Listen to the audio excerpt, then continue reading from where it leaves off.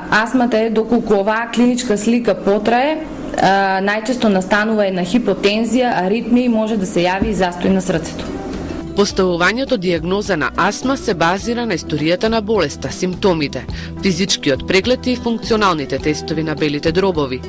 Доколку астма ви се појавила покасно во животот, по завршувањето на пубертетот, вашиот лекар треба да ве праша за видот на работа која работите, поради можноста кај вас да се појавила така наречена професионална астма. Со помош на функционалните тестови на белите дробови може да се открие астма, да се утврди степенот на тежината на болеста, како и да се испитат евентуалните компликации.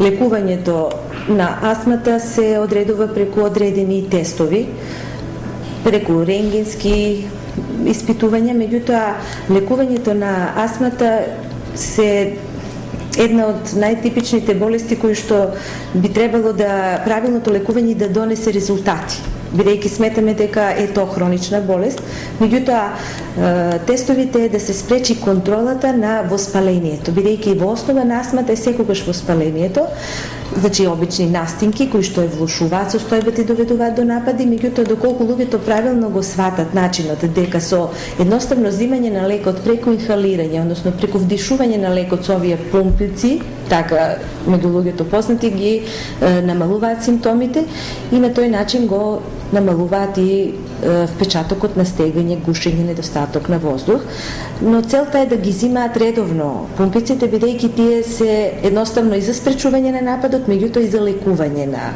истата болест. А овие се понекогаш толку тешки за болните да ги користат редовно, затоа што секогаш ги немаат симптомите. Доколку редовно ги користат, тие ќе имаат резултати во иднина. Спирометријата е најчесто употребуван тест за дијагноза на астмата.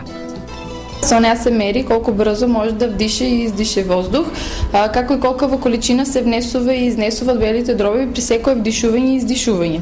Тестот му користи на лекарот за да утврди дали протокот на воздухот низ белите дробови е намален поради воспаление во малите дишни цевки, бронхите, и дали бронхите можат да си ја вратат својата пробитна состојба и после земањето на одредена група на лекови.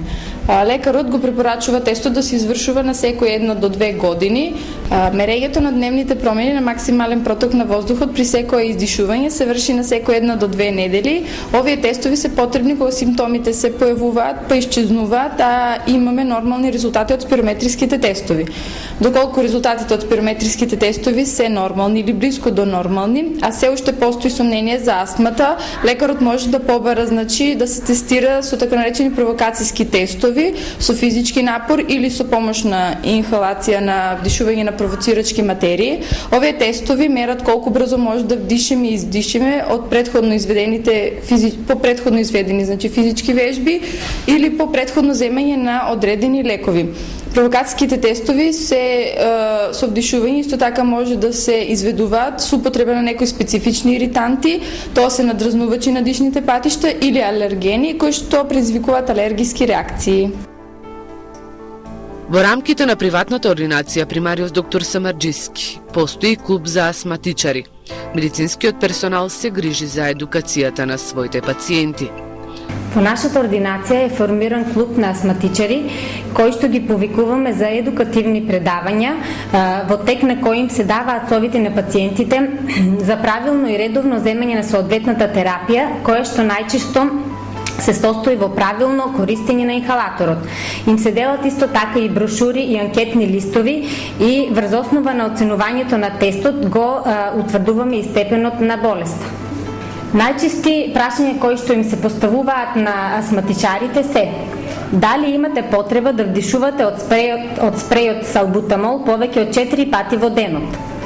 Дали имате некоја од наведените тешкоти при дишењето? Свирење во градите, кашлање, недостаток на воздух, стегање или болка во градите, почесто од еднаш неделно? Дали заради астмата се будите ноќе почесто од 2 пати месечно? Дали астмата ве спречува во извршувањето на секојдневните задачи за работното место, на училиште или дома? Дали без препорака на вашиот доктор прекинувате со терапијата? Дали симптомите се јавуваат или влошуваат во просторијата каде што има килими или домашни миленици, например куче, маче и слично. Дали астмата се влошува во одредени месеци од годината? Дали изминатата година заради астмата сте имале потреба од итна посета на доктор или прием во болница? Дали мислите дека вашата астма е добро контролирана? Една од услугите кои се врша во нашата ординација е домашната посета. Во неа се вклучени медицинска сестра и лекар. Од зависност од потребите на пациентот, медицинската екипа тргнува со комплетна опрема за действување во секаква ситуација. Во домашната посета се вклучени преглед, ЕКГ, ставање на интрамускулна, интравенска ампула, инфузија се вклучува и во зависност од тежината на клиничката слика на пациентот се назначува колку ќе трае домашното лекување. Дали е вообичаена пракса да имате домашни посети и кои вообичаено пациенти треба да подлежат на домашните посети на матичниот лекар? Во нашата ординација се често случува да одеме во домашна посета. Сега најчесто се случува кај лица кои се или сами живеат, постари лица, кога на некој му е во моментот лошо, не е во можност да дојде во ординацијата, тогаш се јавува телефонски и ние со лекар и медицинска сестра одеме во домот на пациентот и делуваме таму, се што треба, мислам, на пациентот му се даде. Сега во зависност од тоа во каква ситуација е пациентот, или се действува таму, се дава терапија, потоа кога може дојде во ординацијата и се продолжи лекувањето, или ако е во потешка клиничка слика, се дава упат и се оде во болница. Астматичарите треба да се откажат од сите пороци, ако сакаат да имаат поквалитетен живот. Тоа значи дека алкохолот, цигарите и се што ја предизвикува астмата, односно астматичните напади, не треба да се консумираат. Некои од лекарите велат дека треба да се свртите на оној поздрав начин на исхрана и живот. Чаевите треба да се дел од животот на еден астматичар. Бронхогал, тој е чај против кашлица и бронхитис. Инаку во составот се одржи корен од бел слез, лист од бел слез, лист од чипка, херба од мајчина душица, како и лист од подбел. Овој чај действува на тој начин што активните компоненти од белиот слез делуваат антитусивно, демолуцентно и протективно на слузницата на горните дишни патишта.